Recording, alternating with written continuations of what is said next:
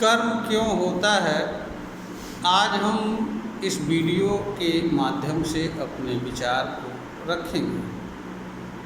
हो सकता है कि यह वीडियो को देखने वालों के लिए ज्ञानवर्धन के योग्य साबित हो सके।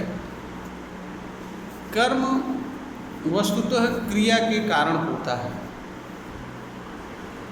क्रिया तब होती है जब दो असमान चीज़ें एक दूसरे के संपर्क में आती हैं तो क्रिया होती है। और कोई चीज़ कर्म करती है। ईमानदारी से अगर देखा जाए तो अनंत में चीज़ें हैं। यहाँ चीज़ों का तात्पर्य उन चीज़ों से है जिनका किसी भी रूप में अस्तित्व है, विद्यमान है और वो किसी रूप में कार्य करने की क्षमता रखती है। क्रिया है और कर्म। ज्ञान की दृष्टि से संपूर्ण अनंत को इन तीन रूपों में विभक्त किया जा सकता है। क्रिया एवं कर्म शक्ति एवं साधन के एक दूसरे से जुड़ने से होता है। भाषा विज्ञान में शक्ति का तात्पर्य उस चीज़ से होता है जो चीज़ किसी चीज़ में क्रिया उत्पन्न करने की क्षमता रखती है। और साधन का अर्थ उस चीज़ से होता है जिसमें किसी चीज़ के कारण क्रिया होती है और वह कर्म करती है। इसका उदाहरण हम बिजली एवं बल्ब के माध्यम से समझ सकते हैं। बिजली एक प्रकार की कृत्रिम शक्ति होती है और बल्ब भाषा विज्ञान के अनुसार एक तरह का साधन होता है। जब भी बिजली किसी भी माध्यम से बल्ब से जुड़ती है तो बल्ब क्रियाशील हो उठता है और जलने का कार्य करने लगता है तथा जलते हुए बल्ब रोशनी अथवा प्रकाश देने का कार्य करता है।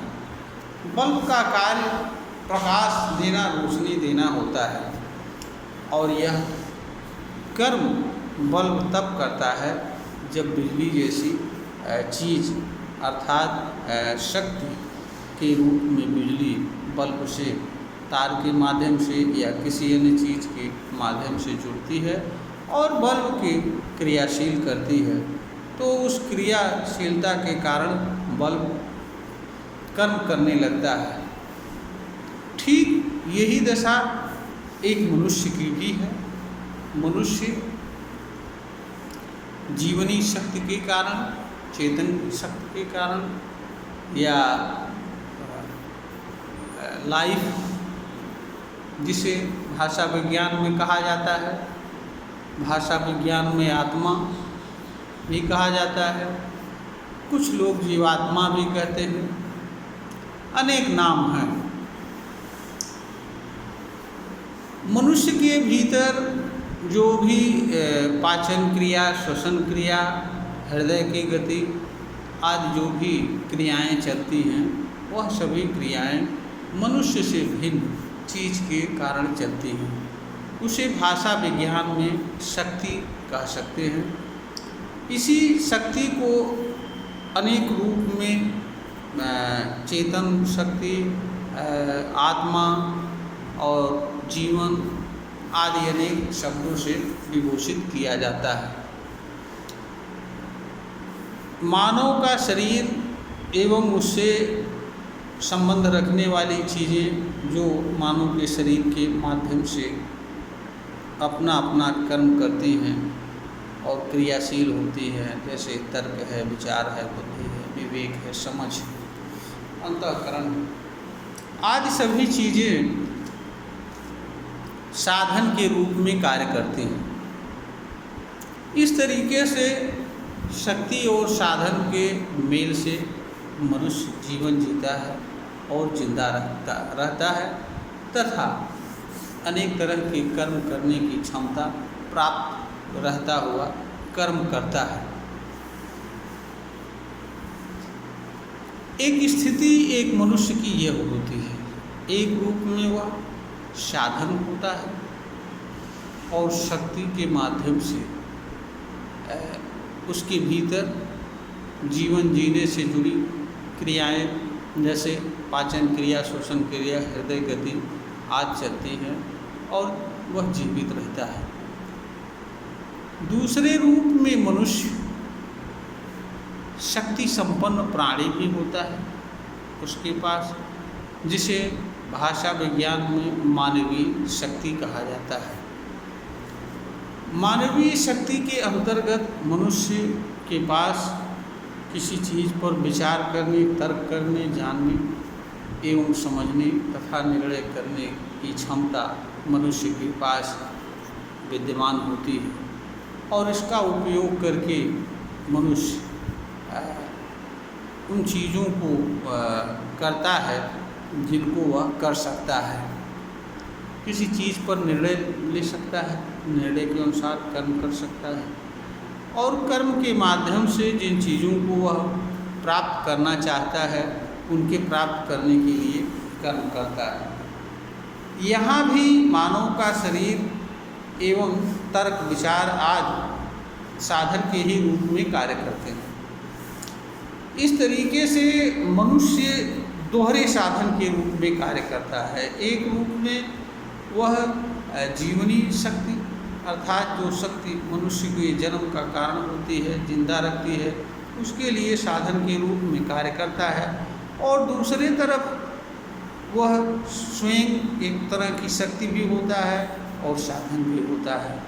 तो इस रूप में भी मनुष्य का शरीर, इंद्रियां आदि मनुष्य के लिए साधन के रूप में कार्य करती हैं और शक्ति के माध्यम से मनुष्य किसी चीज़ को सोचने, विचारने और जानने एवं समझने की शक्ति रखता है और इसका उपयोग करके मनुष्य किसी चीज़ को जान एवं समझ लेता है, निर्णय कर लेता है और निर्णय के अनुसार कर्म करता है और कर्म के माध्यम से उन चीज़ों को प्राप्त करने का प्रयास करता है जिन चीज़ों को वह प्राप्त करता है। मानवीय शक्ति का ही परिणाम है कि आज मनुष्य चाहे वह ज्ञान हो, चाहे विकास हो, चाहे मानवीय सृजन हो, इन सभी के मामलों में आज वह जहाँ पर खड़ा है वह मानवीय शक्ति का ही कमाल है। मनुष्य अगर अपने भीतर विद्यमान मानवीय शक्ति का सही दिशा में प्रयोग करता है तो वह स्वयं एवं समाज दोनों के लिए उपयोगी साबित होता है और अगर मनुष्य अपनी मानवीय शक्ति का गलत दिशा में उपयोग करता है अथवा गलत कर्मों में करता है तो वह स्वयं के लिए भी विनाशकारी होता है और दूसरे मानव सहित एवं मानव से भिन्न प्रकृति तथा प्रकृति में विद्यमान चीज़ों के लिए भी हानिकारक साबित होता है। प्रकृति में विद्यमान अनेक प्रकार के प्रदूषण एवं इससे होने वाली हानियाँ मनुष्य के कर्मों से संबंध रखती हैं और मनुष्य के कर्मों के कारण इस तरह की चीज़ें प्रकृति में विद्यमान है, प्रकृति प्रदूषित है। मनुष्य के कर्मों के कारण आज प्रकृति एक तरह से बीमार है और उस बीमारी का दुष्प्रभाव मनुष्य ही नहीं प्रकृति में रहने वाली सभी जीवों और प्रकृति में विद्यमान चीज़ों पर भी बुरा प्रभाव पड़ रहा है जो हर जगह दृष्टिगत किसी न किसी रूप में होता है। तो मनुष्य एक ऐसा प्राणी है जिसके कर्म से स्वयं भी प्रभावित होता है, दूसरे भी प्रभावित होते हैं और बृहद रूप में प्रकृति एवं उनमें विद्यमान चीज़ों के साथ साथ प्रकृति के माध्यम से स्वयं फिर पुनः मनुष्य प्रभावित होता है।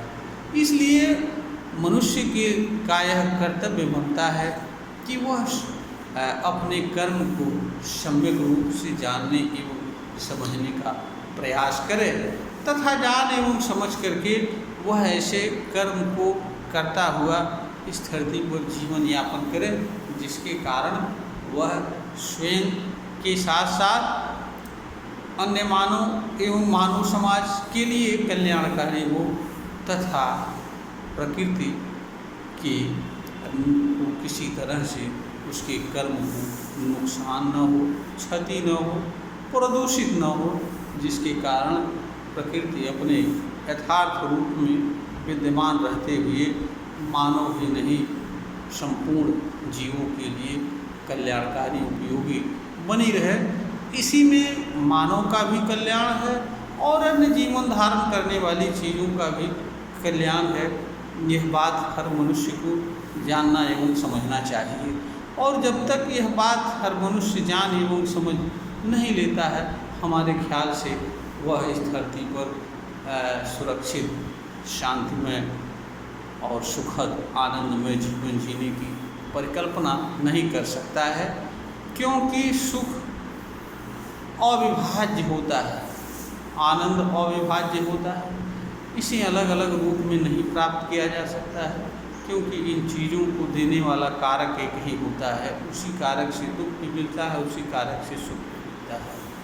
कर्म भी उनमें एक कारक है। कर्म मनुष्य के लिए सुखद जीवन का भी आधार होता है, दुखद जीवन का भी आधार होता है। अब मनुष्य के लिए यह विचारणीय बिंदु होता है कि वह किस कर्म को चुनाव करता है और किसे करता है और किस रूप में वह जीवन जीना चाहता है। यह सब कुछ मनुष्य के ऊपर निर्भर करता है। जब तक यह बात मनुष्य जानना एवं समझना नहीं चाहता है, तब तक वह एक तरीके से खिलौना की तरह खेला जाता रहेगा, नकलची जीवन जीता रहेगा। उसका अपना कोई विचार नहीं होगा, सिद्धांत नहीं होंगे और न ही वह स्वतंत्र जीवन जीने की क्षमता इस धरती पर रख सकता है। यह वीडियो ज्ञानवर्धन हेतु बनाई गई है, प्रेषित की जा रही है। श्रोता को अगर पसंद आए इसे लाइक करें, शेयर करें और सब्सक्राइब करें।